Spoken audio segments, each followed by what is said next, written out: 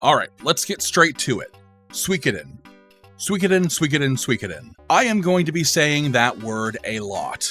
This is a review for Eiyuden, but it will be impossible for me not to compare almost every single facet of this game to that game. Some of the reviewers whom's to be stronger than I will be able to do it. To review Eiyuden without saying Suikoden a single time, but not me. I am not strong enough. In another reality, this is the real Suikoden 3, and that's no slight against the actual Suikoden 3. That game is very good, but Eiyuden just feels like Suiko and Suiko 2 were its parents. Ayu is their shrieking whelp of a child. So yeah, Suikoden. That's the preamble to the preamble. Eiyuden Chronicle 100 Heroes. Holy fuck! The long-awaited spiritual successor to Suikoden has finally been released, and I am so happy I could cry. Cry! After a long dev cycle, after a successful Kickstarter, I pledged on day one, the game is here, and it's not to spoil the review, maybe my game of the year. This is almost more than a spiritual successor, as the company that developed it, Rabbit and Bear Studio, was headed by Suikoden creator Yoshitaka Murayama, and I want to state my absolute respect for this man and his creation right here and right now, as he tragically passed away just a few months ago, just before Eiyuden even got released. Rest in power, my friend. But we are not here to mourn, we are here to celebrate the man, his achievements, his team, Suikoden, and Eiyuden. So, this is for you, Murayama-san. For RPG Fortress, my name is Richard, and this is Eiyuden Chronicle 100 Heroes.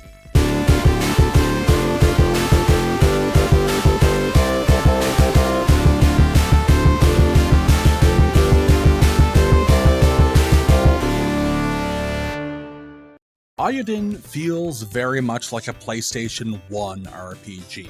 When I said it feels like a direct sequel to Suikoden 2, I really meant it. Not just from an aesthetic angle, but also from the overall feel of the game. It has all of the earmarks of Suikoden 1 and 2, mythologies of China and Europe playing off each other, a hero with a non-standard hero weapon, in this case 2 hooked swords, over 100 heroes to recruit, magic is based off of a rune system, but this time with MP instead of the Vancian system, political intrigue, a blacksmith system, and so on. It's very much like Suikoden 1 and 2.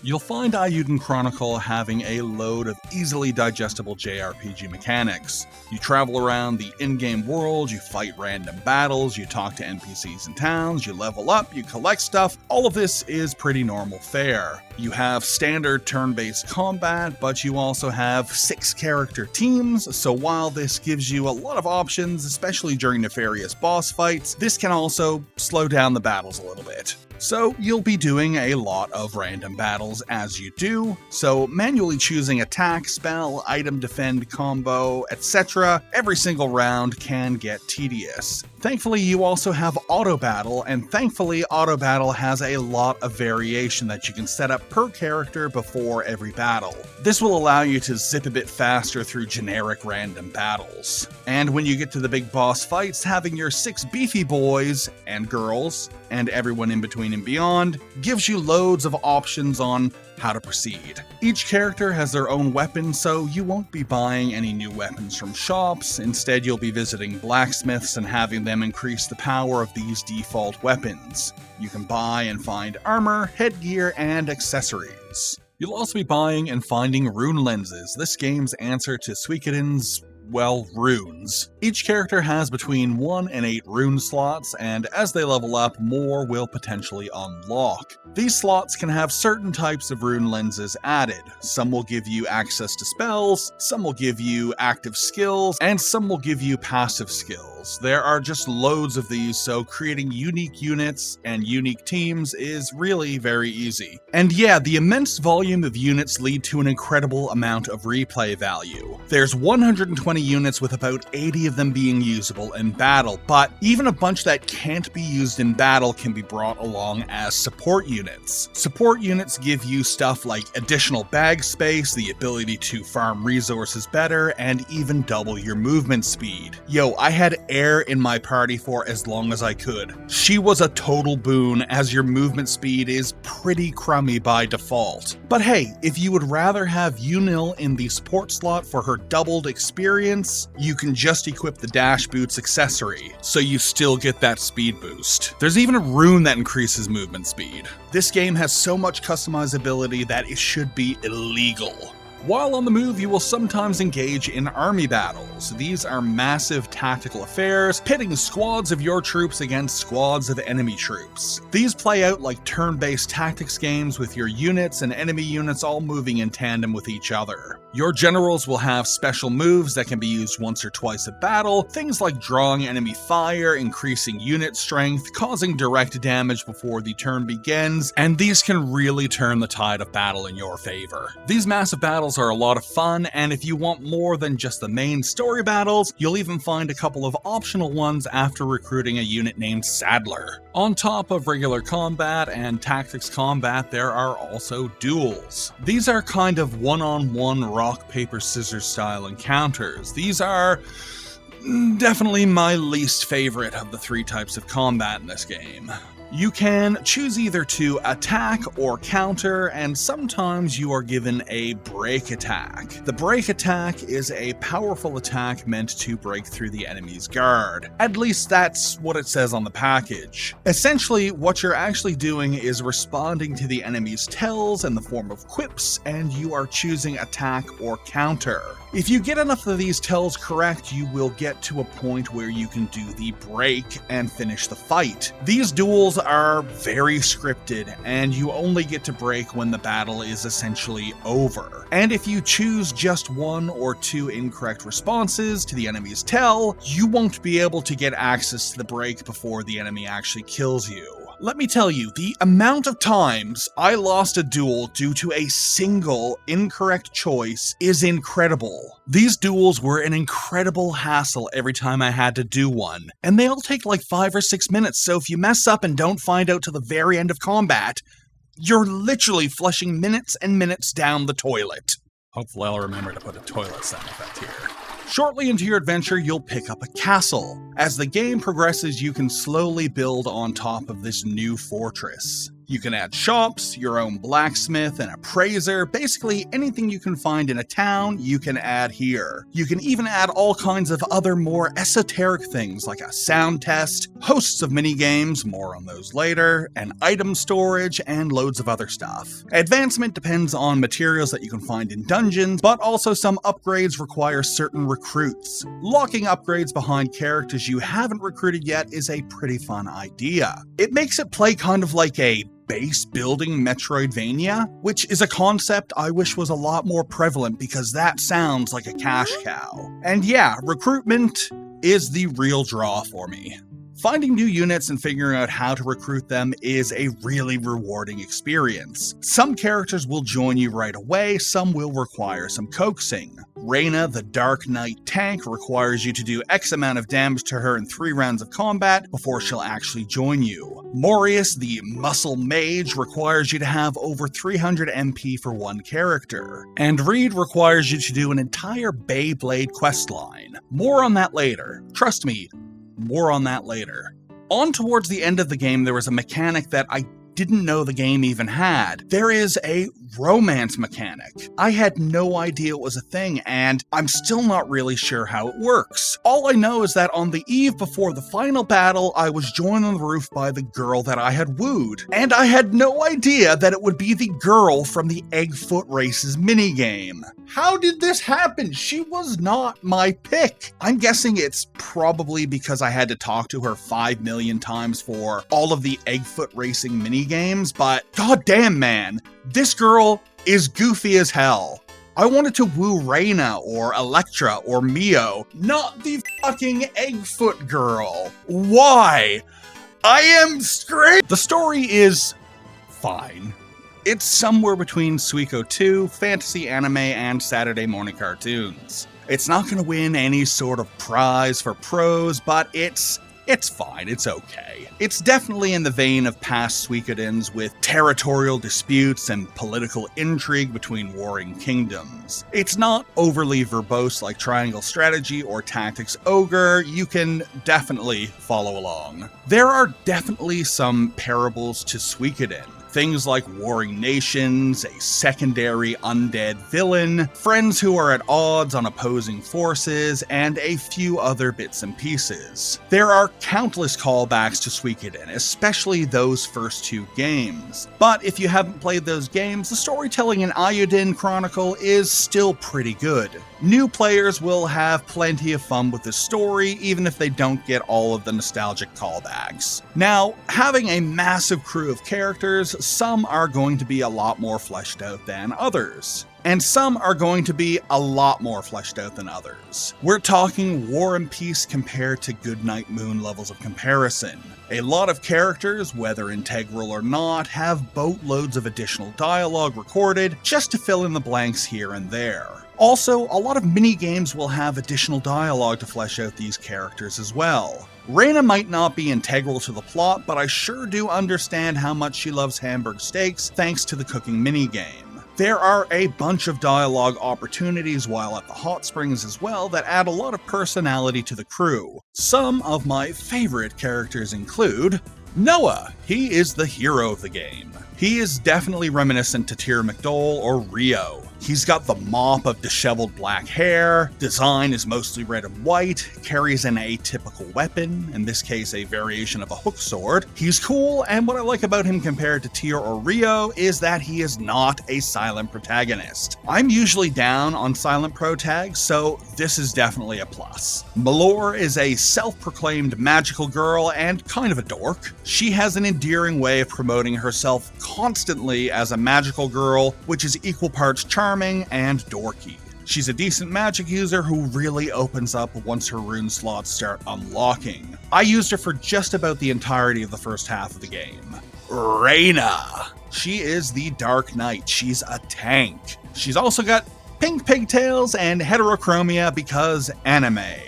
She was in my team for most of the second half of the game after I recruited her. She is just so incredible at soaking up damage from enemies. Plus, she just looks cool. Marcus. Literally a skeleton. All of the She-Arc units. She-Arcs are basically sand sharks that hate water, and they're also pirates. And they are good at smashing stuff. Fun, fun, fun. CJ, Isha, and Garu from Eiyuden Rising all return, and they're all good units. They even have a 3-way attack between the 3 of them. And if you have Noah, Marissa, and Sane in the party, they also have a 6-way attack. This is the only 6-way attack in the entire game. Momo, the absolute best magic user in the game. Best character ever. Okay, so I know I have been sucking this game's dick for an entire age now, so let's switch gears. Let's head over to Hate Town and talk about all of the dumb stuff in this stupid game that seriously rubbed me up the wrong way. You want minigames? You fucking got them. You want minigames that are almost entirely optional? You got them. You want minigames that will require dozens of real-world hours to complete so you can get all of the achievements because you're psychologically impaired? You got them. You got Sand Shark Racing.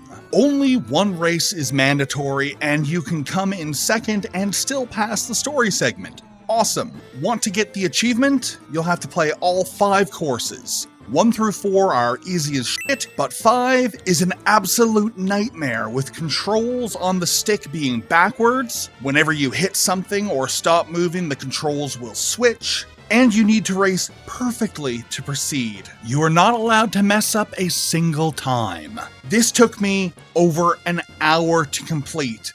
It was hell on earth. Cooking challenges. These are very fun. You have to do 15 of them, but they are pretty breezy and mostly rely on RNG, so they're quick and fun enough to get through. Baygoma. Dude, this is just Beyblade. They put a Beyblade in your Suikoden.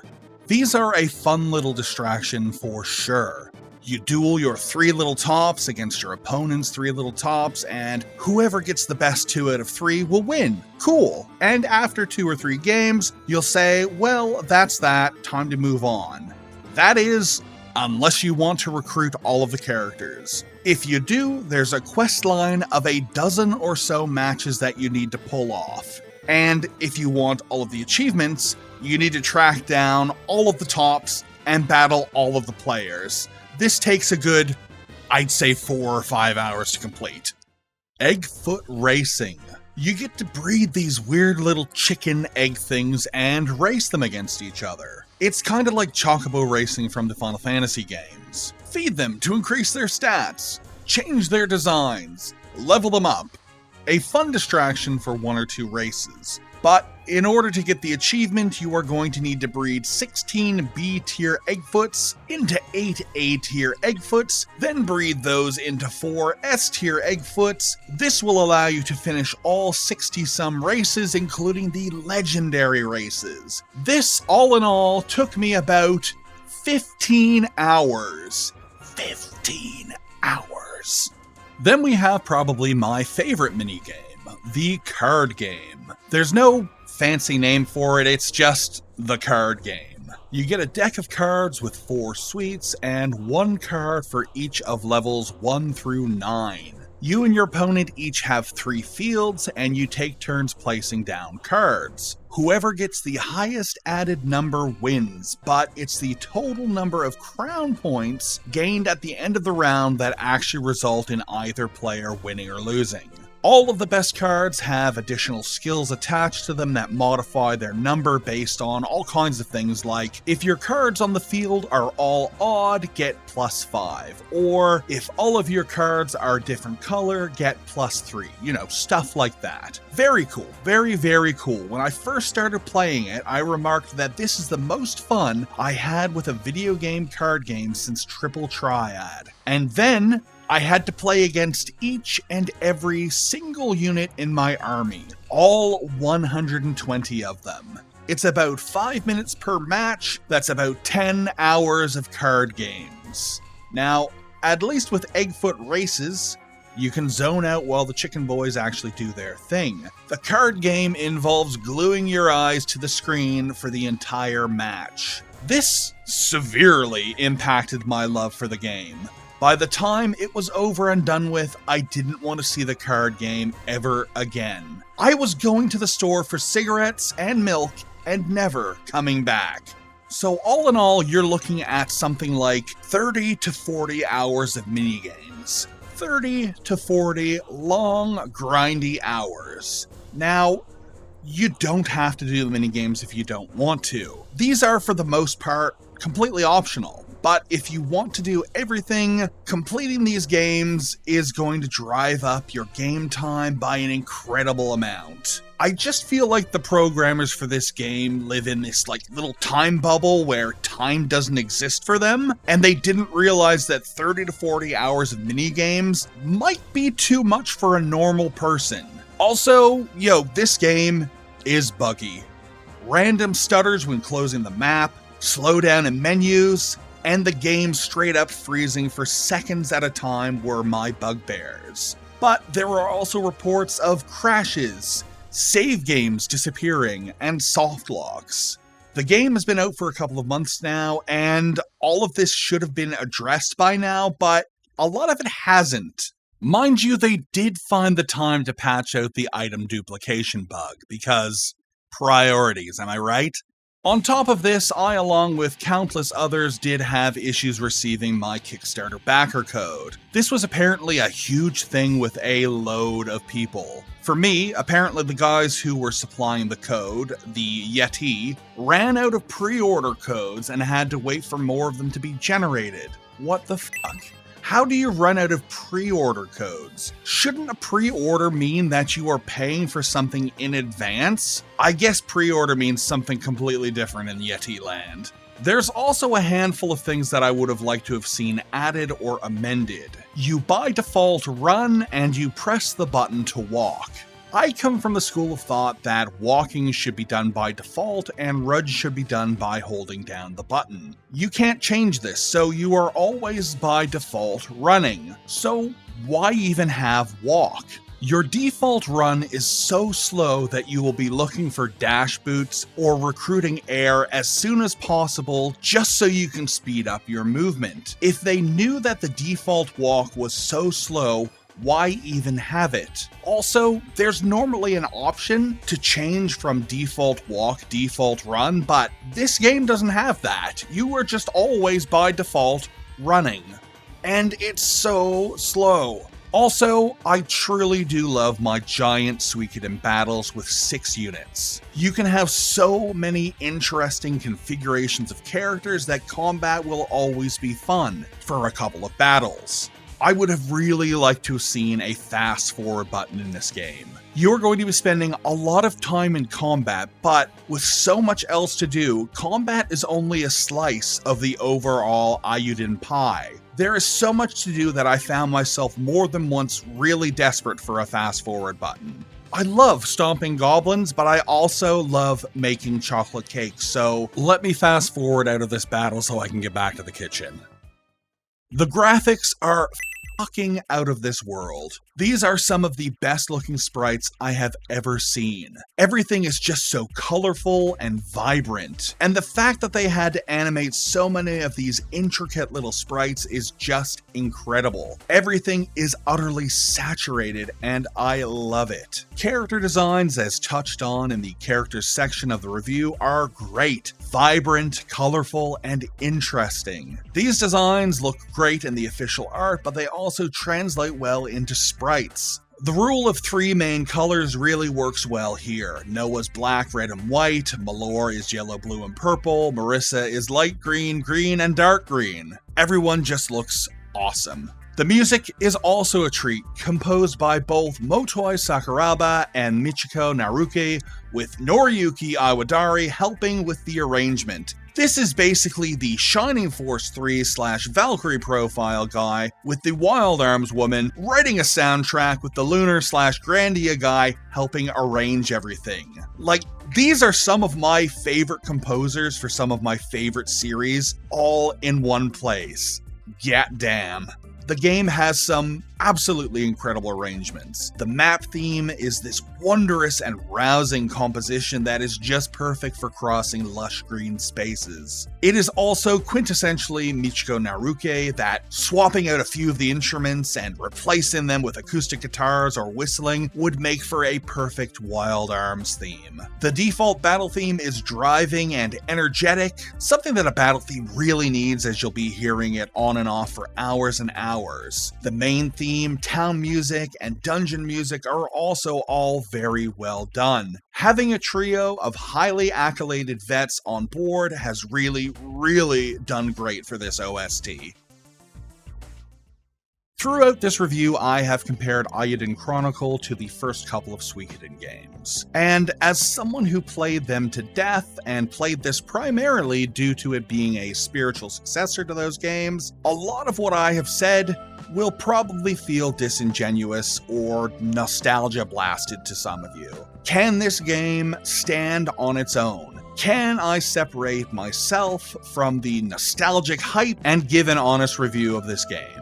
Eiyuden Chronicle is a good retro-style RPG. It has elements that are very familiar to retro-style games, like bright and colorful sprites, turn-based combat, and a fantastical plot. Is this a must-play for everyone? No, I don't think so. If you like old games with systems that are antiquated and are in dire need of upgrades, you will definitely enjoy Eiyuden's content. If you don't like retro games, you probably won't get much out of Eiyuden. You'll probably have fun hunting down new recruits, and the story is solid enough, but if you only play modern RPGs, you can probably skip this. But as a crusty old retro RPG fan, I love this game to the point of wanting to fucking marry it. And if you love Suikoden 1 and 2, I really think you're gonna like Eiyuden Chronicle. So in conclusion, I love this game.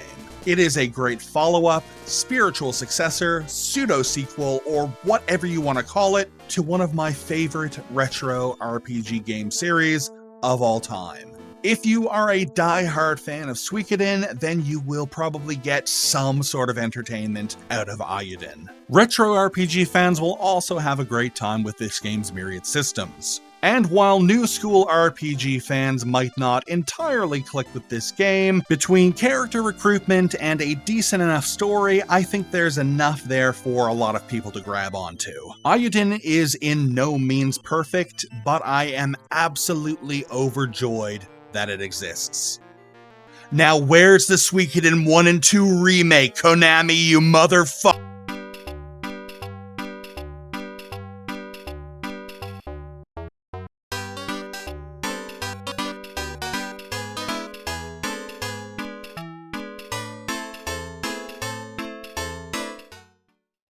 You can pet it.